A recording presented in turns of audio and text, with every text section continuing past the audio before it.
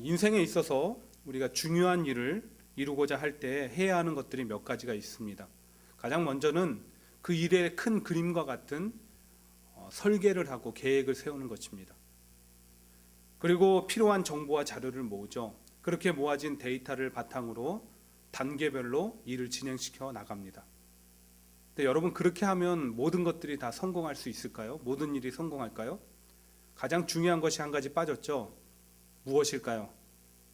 물론 개인의 노력이 필요합니다. 그러나 개인의 노력이라는 것은 너무나 극히 기본적이고 당연한 것이기에 빼고, 그리고 중요한 것이 있습니다. 무엇이냐면 자기가 그 일을 계획해 나가고 함께 해갈 때 자기와 함께 해줄 든든한 후원자, 동역자들이 필요하다는 것입니다. 그 예로 제가 버락 오바마 대통령을 들고자 합니다. 오바마 대통령은 최초라는 수식어가 많이 붙습니다. 최초의 흑인 대통령, 최초의 흑인 재선 대통령. 그래서 사람들은 그를 히스토리 메이커라고 부릅니다. 그의 삶이 마치 역사책의 한 페이지를 써가는 것처럼 그려지고 있기 때문에 그렇습니다. 하지만 오바마 대통령의 지금이 있기까지는 함께 해준 사람들의 힘이 있습니다. 누가 있을까요? 많은 사람들이 있겠지만 우리가 시카고 사단이라고 불리는 그 사람들을 빼놓을 수가 없습니다. 몇 명만 제가 소개해 볼게요. 가장 먼저는 짐 메시나. 그는 시카고 사단의 수장으로 2008년 대선이 있을 때는 후보 비서실장으로, 이번 선거에서는 대선 캠프의 본부장으로 선거운동을 총지휘했습니다. 그리고 이미 이번에 재선 선거가 있기 2년 전부터 모든 정보들을 데이터에서 전략을 세우는 뛰어난 선거 전략가이자 정치 분석가입니다. 다음으로는 스테파니 커터라는 여인이 있죠. 그녀는 비밀병기라고 사람들이 부릅니다. 왜냐하면 그 로스쿨 출신이라서 그런지 몰라도 선거운동 기간 동안에 아주 정확한 분석과 직설 화법으로 그 공화당의 밋 롬니 후보의 여러 가지 공약을 무력화시키는데 아주 주요 역할을 했던 여인입니다. 마지막으로 빼놓을 수 없는 시카고 사단의 인물은 데이비드 엑셀로드라는 사람입니다. 그는 오바마 대통령의 절친한 친구이자 전 백악관 선임 고문으로 별명이 도끼입니다. 그만큼 날카로운 전략을 짜내기 때문인데, 실제로 그 2008년 선거 때는 희망과 도전, 그리고 이번에 2012년 선거 때는 전진이라는 슬로건이 그의 머릿속에서 나온 것입니다. 이와 같이 오바마 대통령의 지금이 있기까지는 그동안 함께 해준 많은 후원자와 동역자들이 있었기 때문에 가능한 일이었습니다. 그렇기 때문에 어쩌면 우리의 인생은 누구와 함께 하느냐에 따라서 인생의 성공과 실패가 달렸다고 해도 과언이 아닐 것입니다. 여러분은 지금 어떤 사람들하고 함께하고 있습니까? 또 어떤 분들하고 함께하기를 원하십니까? 사람들은요, 이왕이면 힘과 권력과 경제력을 갖춘 사람들하고 함께하고자 합니다. 나의 후원자가 누가 봐도 든든하면 좋겠죠. 하지만 문제가 있습니다. 때로는 그러한 생각이 너무나 지나쳐서 아첨과 아부를 만들어내고 부정부패의 원인이 된다는 것입니다. 여러분, 그거보다 더 큰 문제가 있습니다. 무엇이냐면 이런 세상적인 논리가 그대로 교회 안으로 흘러 들어온 것입니다. 크리스천들의 삶 속에 그대로 흘러 들어온 것입니다. 며칠 전 선배 목사님을 통해서 놀라운 이야기를 하나 들었습니다. 목사님 교회에 섬기는 집사님 한 분이 자기 친구를 전도하고 싶어서 목사님에게 소개했습니다. 목사님은 복음 증거자의 사명을 가지고 그 친구분의 사업체를 방문하셨고 이런저런 얘기를 나누게 되었습니다. 근데 갑자기 그 친구분이 목사님에게 이렇게 물으셨대요. 목사님, 어디서 공부하셨어요? 물론 단순한 질문일 수도 있는데 그 다음 얘기는 그 집사님이 흔히 말하는 명문 신학교의 이름들을 다 깨고 계신다는 것입니다. 그 마음속에 무엇이 있었는지 여러분 짐작이 가시죠? 또 한국의 모 대형 교회는 목사님이 직접 인도하는 성경 공부는 의사, 판사, 검사, 변호사처럼 사자 직업만 가진 사람만 참여할 수 있다고 합니다. 또 제가 이민사회에서 많이 보는 경우인데, 큰 교회를 가야 도움을 많이 받을 수 있다고 큰 교회만 찾아다니는 분도 있습니다. 여러분, 제가 말하고 싶은 핵심 포인트가 무엇인지 아시겠습니까?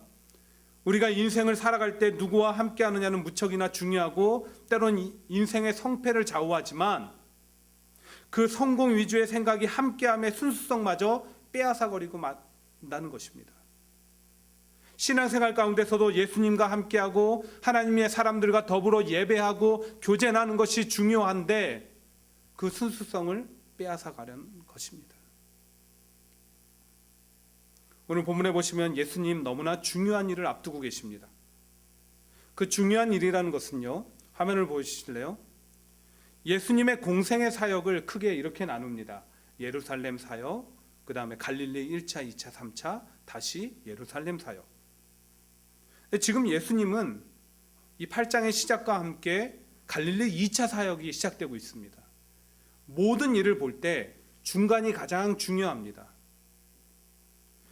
그래서일까요? 본문 1절에 보니까 예수님께서는 2차 사역 기간 동안에 각 성과 마을을 두루 다니셨고 하나님의 나라를 선포하셨다고 되어 있습니다. 여기서 말하는 선포는 단순한 우리가 외침이 아닙니다. 원어적으로 볼 때 역동적인 선포를 의미하는 단어입니다. 그래서 우리 성경에는 선포라고 되어 있지만 예전 성경에는 반포라는 말을 썼습니다. 그렇다면 이렇게 중요한 사역을 감당하신 예수님과 어떤 사람들이 함께 했을까요?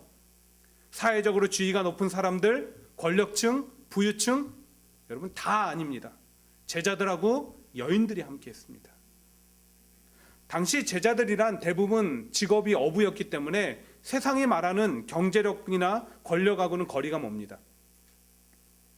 게다가 예전 직업이 세리였던 사람도 있습니다. 세리는 죄인 중에 죄인이라고 그렇게 불려졌습니다.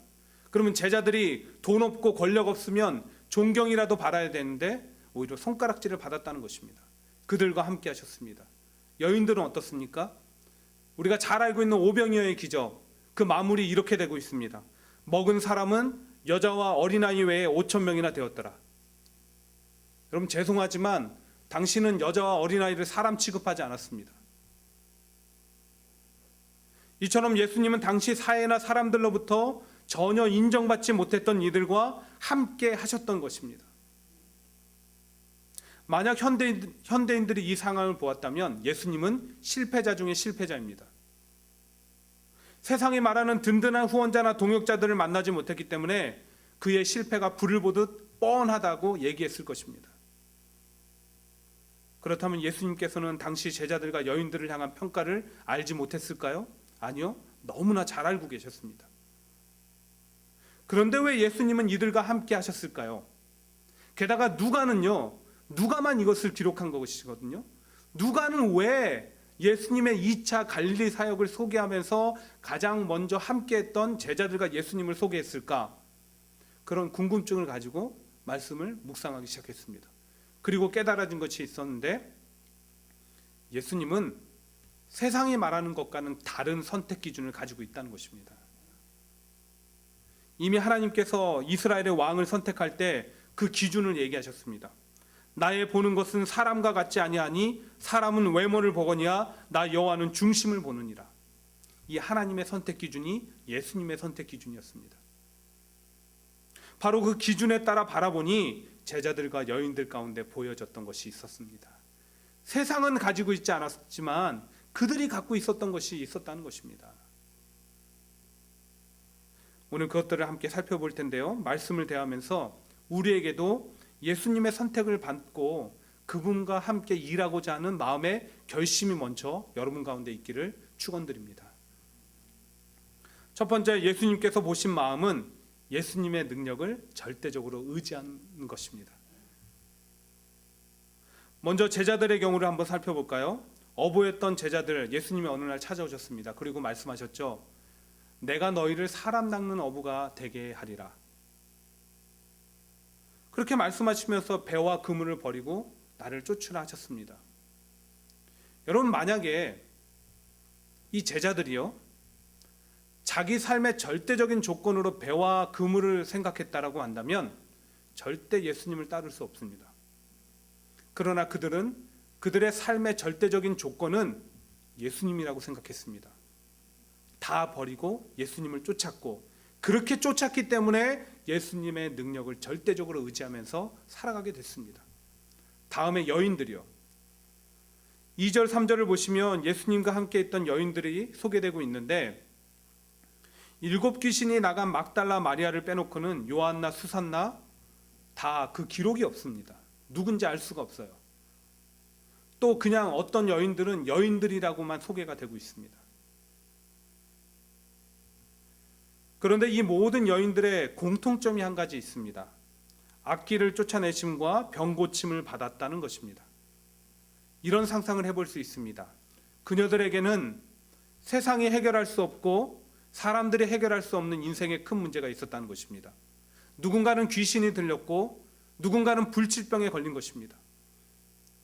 그런데 어느 날 예수님을 만났습니다. 예수님이 그 모든 문제를 다 해결해 주셨습니다. 예수님의 능력을 경험하고 나니까 예수님의 능력만을 의지하며 살아가게 된 것입니다. 이 마음가짐 안에서 여인들은 하나가 되었습니다. 그것이 공통 분모가 된 것입니다. 여러분, 벼룩 아시죠? 벼룩은 자기 키에 8,000배를 뛴다고 합니다. 어느 날 이 벼룩을 가지고 실험을 한 가지 해보았습니다. 벼룩을 잡아서 병 속에 넣어놓고 뚜껑을 닫은 것입니다. 그럼 처음에 벼룩은 도망가기 위해서 팔짝팔짝 뜁니다. 하지만 그때마다 병 뚜껑에 자기 머리가 부딪히겠죠. 이때 벼룩이 무슨 생각을 할까요? 아마 이런 생각을 할 것입니다. 나는 이제 뛰어봐야 소용이 없어. 더 이상 높이 뛰어보았자 내 몸뚱이만 아파. 내 능력의 한계는 이제 병 뚜껑까지야. 뛰어봐야 벼룩이지 뭐. 웃을 줄 알았는데, 그렇게 생각한 벼룩은 이제 높이 뛰기를 포기한 채 기어다니기 시작합니다. 그때 이제 병뚜껑을 열어줘요. 벼룩한테 도망칠 수 있는 절호의 기회가 아닙니까? 근데 벼룩은 더 이상 뛰지가 않습니다. 이미 나는 할 수 없다, 못한다, 다시 시도해봐야 소용없다는 쪽으로 의식이 굳어졌기 때문입니다. 죄송하지만 하나의 비유로 오늘날 현대 성도들 가운데 벼룩과 같은 마음으로, 그런 마음가짐으로 신앙생활하는 사람들이 많이 있습니다. 그런 분들은 예수님께서 초청하실 때, 삶으로 자기 사역 가운데 초청할 때 대부분 자기의 조건과 상황을 먼저 생각하고 이렇게 얘기합니다. 전 그런 거 못하는데요. 저에겐 그런 능력이 없습니다. 달란트가 없어요. 아니면 저 사람이 저보다 낫습니다라고 밀어버립니다. 또 제일 곤란한 게 있는데, 기도해 볼게요 라는 말입니다. 어떤 목사님은 누군가에게 부탁을 해서 기도해 볼게요 라고 하면 이미 거절의 의미로 잘라서 생각한다는 것입니다. 기도해 볼게요 라고 한 사람 치고 정말 믿고 따라주는 사람이 없다라는 것입니다. 이런 신앙인들에게 커다란 마음의 오해가 있습니다. 바로 자기의 능력으로 하나님의 일을 한다는 것입니다. 물론 하나님은 우리가 가진 것들을 통해서 일하시고 준비된 자를 사용하십니다. 그러나 우리를 통해서 예수 그리스도의 능력이 나가는 것이지, 우리 안에 예수님의 능력이 제한을 받는 것은 아닙니다. 여러분, 그것을 잘 이해하셔야 됩니다. 삶을 살아갈 때도 예수님을 자꾸 내 생각 속에 제한시켜 버립니다. 목표를 가질 때도 때론 불가능하지만 믿고 맡기고 열심히 노력하는 게 아니라 자기가 할 수 있는 생각 안에서 그렇게 목표를 정하고 기도해달라고 하고 기도를 합니다. 그러니까 그 기도가 간절하지도 않고 지속되지도 않습니다. 내가 할 수 있거든요.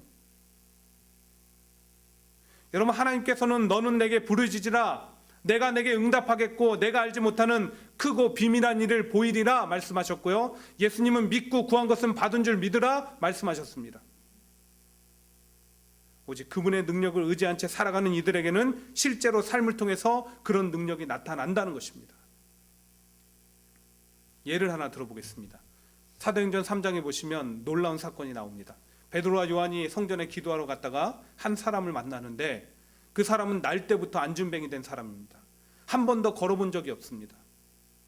사람들이 그 사람을 데려다 성전 앞에 놓이고 구걸하게 시킵니다. 한 푼 주십시오, 한 푼 주십시오. 베드로와 요한이 지나가다가 마주쳤습니다. 이 사람은 원래 하던 대로 돈을 달라고 구걸했습니다. 근데 베드로하고 요한에게는 줄 돈이 없었습니다. 근데 줄 게 있었어요. 그 안진뱅이에게 이렇게 외칩니다. 은과 금은 내게 없거니와 내게 있는 것으로 내게 주노니 나사렛 예수 그리스도의 이름으로 일어나 걸으라. 그리고 그를 잡아 일으키니까 그 평생 안진뱅이 됐던 사람의 발과 발목에 힘이 돋고 걸으며 나중에는 뛰며 하나님을 찬양했습니다. 그리고 그 이야기의 마지막에 어떻게 결론 지어지느냐, 주변에 있던 사람들이 그 일을 보고 다 기이하게 여겼다는 것입니다. 크게 놀랐대요. 여러분, 이 구걸하던 안진뱅이와 주변 사람들, 그리고 베드로와 요한, 이렇게 두 그룹으로 묶어 놓는다고 생각을 한다면 이 두 그룹의 차이가 무엇입니까? 안진뱅이와 사람들은 날마다 성전 앞에 있고 또 성전에 기도하러 가면서 안진뱅이 된 그 문제를 자신의 생각 안에 제한시켜 버렸습니다. 그래서 함께 성전에 들어가 기도해 볼 생각도 못한 것입니다. 하나님을 향해서 간절히 기도해 볼 생각조차 하지 못한 것이고 그저 데리고 와서 성전 앞에 놓고 구걸하게만 시킨 것입니다. 그러나 베드로와 요한은 달랐습니다. 자신들에게는 없지만 예수님께 있는 그 능력을 보고 의지하고 그 능력을 선포했습니다. 그리고 담대히 예수 그리스도의 능력을 선포할 때 그 능력이 베드로와 요한을 통해서 그에게로 흘러나간 것입니다. 같은 맥락에서요, 바울은요 빌립보서 3장에서 그러나 나는 육체를 신뢰할 만하며 만일 누구든지 다른 이가 육체를 신뢰할 것이 있는 줄을 생각하면 나는 더욱 그러하리니 나는 8일 만에 할례를 받고 이스라엘 족속이요 베냐민 지파요 히브리인 중에 히브리인이요 율법으로는 바리새인이라 이렇게 얘기합니다. 무슨 말입니까? 자신은 혈통, 가문, 학벌 그 어느 것 하나 세상 사람들에게 꿀리지 않는다는 것입니다. 자랑하려고 하면 더욱 그러하다라고 얘기했습니다. 근데 그 결론에 가서 바울이 이 모든 것들을 해로 여긴다고 합니다. 다 무익하다는 거예요. 왜요? 예수님을 통해서 자기에게서 나간 그 능력을 생각할 때 이런 것들은 아무것도 아니라는 겁니다. 나의 나됨이 오직 예수님의 은혜다, 그 능력이다 고백하고 있는 것입니다. 사랑하는 여러분, 지금 우리는 어디에 속해 있습니까? 날마다 성전 주변에 있고 성전 안에 있고 신앙생활 한다고 하지만 내 능력과 조건을 먼저 생각함으로 예수님의 초청을 거부하는 삶입니까? 아니면 내게 능력 주시는 자 안에서 내가 모든 것을 할 수 있다며 어떠한 상황과 조건 가운데서도 오직 그분의 능력만을 의지하며 사모하며 나아가십니까? 어디에 속해 있습니까? 예수님을 내 생각 속에 제한시킵니까? 아니면 모든 것을 그분한테 맡깁니까? 간절히 기도하며 선포합니다. 맡기십시오. 맡기세요. 오직 예수님의 능력을 의지함으로 내 삶과 가정과 자녀와 사업을 모두 맡기십시오. 예수님 반드시 일하십니다. 또 거기서 한 걸음 더 나아가 나와 함께 일하기 원하시며 초청하실 때도 오직 예수님의 능력을 의지함으로 믿음으로 순종하기를 원합니다. 그렇게 순종하는 사람들에게는 삶을 통해서 베드로와 요한같이 예수님의 능력이 흘러나감을 경험하게 될 것입니다. 이런 은혜와 축복이 있기를 주의 이름으로 간절히 축원드립니다. 두 번째, 예수님께서 제자들과 여인들을 통해서 보신 마음은 헌신입니다. 헌신자의 마음을 보았습니다. 솔직히 교회 좀 다녀보신 분들은 헌신이라는 단어가 생소하지 않습니다. 날마다 찬양을 통해서 말씀을 통해서 기도를 통해서 헌신하겠다고 고백을 하죠. 그럼 도대체 헌신이 무엇입니까? 사전에 보니까 이렇게 뜻이 되어 있더라고요.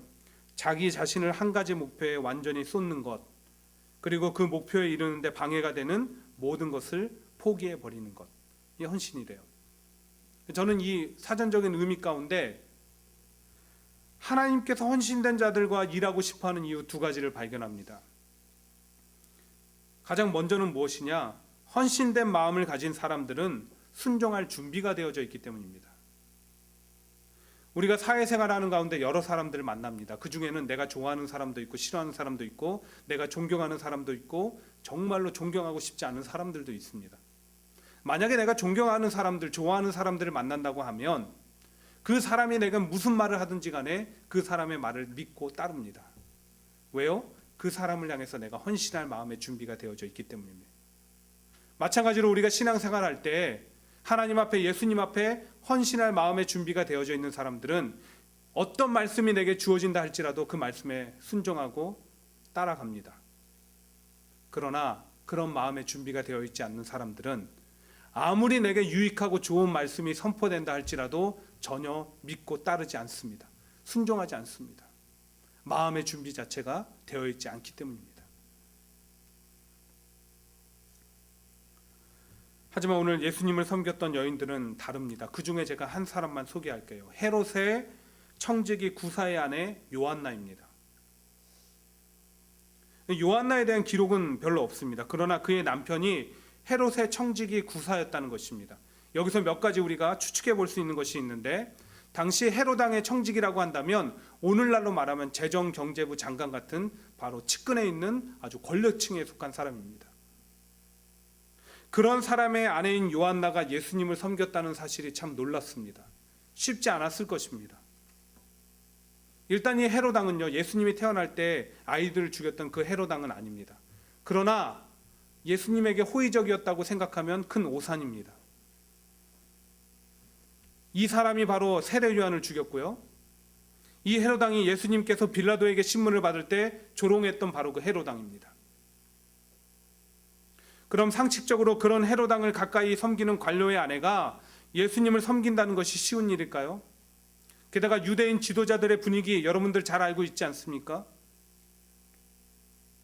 그럼에도 불구하고 요한나는 이런 악조건 가운데 예수님을 아주 진실되게 섬겼습니다. 온전히 한 가지 목표에 자신을 쏟은 헌신된 마음이 있었기 때문에 가능한 일이었습니다. 다음으로 예수님께서 헌신된 마음가짐이 있는 사람들과 함께 일하고 싶은 두 번째 이유는 무엇이냐? 자기 것을 내어드릴 수 있다는 것입니다. 헌신의 마음이 있는 사람들이. 3절을 한번 다시 보십시오. 헤롯의 청지기 구사의 아내 요한나와 수산나와 다른 여러 여자가 함께하여 자기들의 소유로 그들을 섬겼더라. 사람들이 궁금해합니다. 예수님하고 제자들이 열심히 사역하러 그렇게 다닐 때 기본 13명이잖아요. 다닐 때 그 물질적인 필요를 어떻게 채웠을까? 여기 해답이 있습니다. 바로 이 여인들처럼 자기 것을 통해서 예수님을 섬겼던 이들이 있었다는 것입니다. 우리 기독교 역사는 내어드림의 역사라고 생각합니다. 성경의 인물들은 본문의 여인들처럼 자기의 물질을 내어드리는 경우도 있었지만 때때로 삶과 시간 그리고 높은 지위와 자기 자리를 기꺼이 하나님의 일을 위해서 내어드렸습니다. 심지어 사사 입다나 한나 같은 경우는 자기 자녀를 하나님을 위해서 내어드렸습니다. 오늘날 한국교회도 마찬가지입니다. 초기에 수많은 선교사들의 생명을 내어드림이 있었고요, 우리 신앙의 어른들이 모진 핍박에도 불구하고 삶을 내어드렸습니다. 없는 가운데 물질을 헌신해서 지금의 한국교회가 있는 것이 아니겠습니까? 그분들의 헌신이 있었기 때문에 지금의 오늘날 한국교회가 있는 것이 아니겠습니까? 그런데 한 가지 주의할 것을 당부합니다. 어떤 분들은 헌신하라고 하니까 그냥 가정도 내팽개치고 교회 안에서 너무 살아가지고 가정이 붕괴되고 자녀들은 아주 만신창이가 되고, 또 어떤 분들은 자기 있는 것 너무 다 팔아가지고 그냥 그것 때문에 시험 드는 그런 분들이 있습니다. 물론요, 때때로는 마치 모세가 애굽의 왕실에 있는 것보다 하나님과 함께 거하는 것을 즐겨했던 것처럼 우리 모든 것들을 포기하는 결단도 필요합니다. 그러나 하나님이 원하시는 헌신은 무엇이냐면 나를 쪼개서 드리는 것입니다. 내 시간, 내 물질, 내 삶, 그것을 쪼개서 하나님 앞에 드리는 것입니다. 마치 하나님 앞에 드려진 제사의 제물처럼 말입니다. 그리고 그러한 작은 내어드림들이 모여서 큰 일을 이루는 것입니다. 오늘 여인들이 보여준 것들이 자기가 처한 위치에서 내어드림을 실천한 것 아니겠습니까? 자기가 할 수 있는 형편 가운데 하나님 앞에 내어드린 것이 아니겠습니까? 20세기가 시작할 즈음에 보스턴 교회 정신지체아들을 또 정신질환자들을 섬기는 한 단체가 하나가 있었습니다. 그런 시설이 있었습니다. 환자 중에 앤이라는 이름의 한 꼬마 소녀가 있었죠. 직원들은 이 소녀를 어떤 방법으로든 다시 한번 회복시키기 위해서 노력을 다했습니다. 그러나 날마다 헛수고였습니다. 결국은 지쳤고 이 앤이라는 소녀는 결국 지하 독방에 갇히게 되었습니다. 모든 희망과 소망을 직원들이 포기해버린 것입니다. 그러나 그곳에서 일하던 한 그리스도인 여성은 모든 하나님의 피조물은 사랑과 보살핌을 받아야 된다고 믿고 점심시간이 되면 그 애니에게 찾아가서 책도 읽어주고 이야기도 건넸습니다. 그러나 날마다 느끼는 감정은 마치 벽을 보고 대하는 것만 같았습니다. 전혀 반응이 없었거든요. 그렇게 어느 정도 시간이 흘렀을까요? 어느 날 자기가 이렇게 줬던 초콜릿이 담겨져 있는 그 접시를 가지러 갔는데 초콜릿이 하나가 없어진 거예요. 무엇을 의미합니까? 애니가 반응을 보인 거예요. 너무 기뻤습니다. 그리고 놀랍게 그 애니는 들어온 2년 만에 정상의 생을 할 수 있는 그런 아이로 회복이 되었습니다.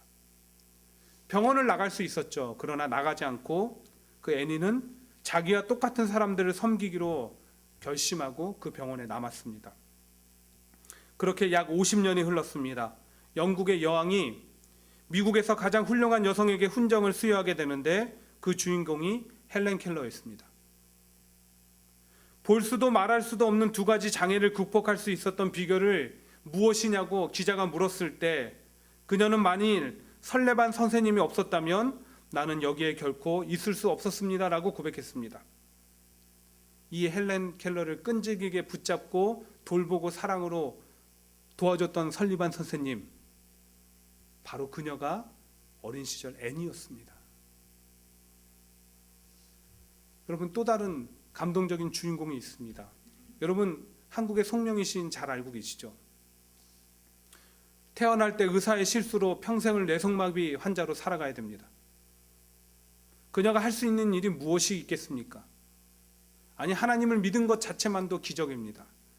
근데 하나님이 그녀에게 작은 헌신을 부탁합니다.